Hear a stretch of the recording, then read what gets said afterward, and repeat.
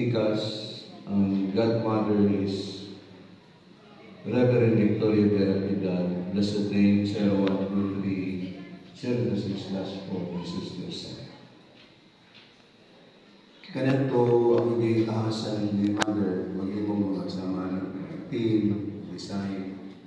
Karon ito itagaan ni si Chairman, si Pastor Barcelona.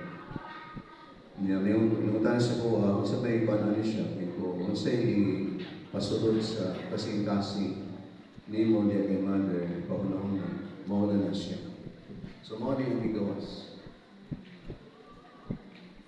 Kung imo siya hunahuna-on tanawon, mauna yung istorya ni Reverend Jan, mauna po yung istorya ni Pastor Nico. Pareho no?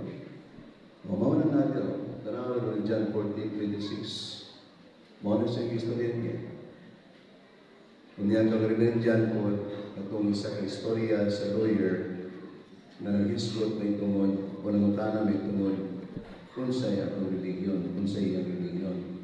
O yan ito ba, mauna si Mother, the God, Mother, the Holy Spirit. Karon, sa tungkol sa ilang mga istorya, sa pinakalas ba sa ilang mga istorya, usa lang yun at mabantayan, maski sa mga message ni Mother, kay nanay kahapon pa, hanggang ganihang first mass, usa lang yun imong bantayan sa pinakalas. Musulod ka sa gingharian sa Ginoo. Saan magpapagay kung musulod ka sa gingharian sa Ginoo? Kung saan may biningan? Mga matay na tayo, musulod naman. Biling.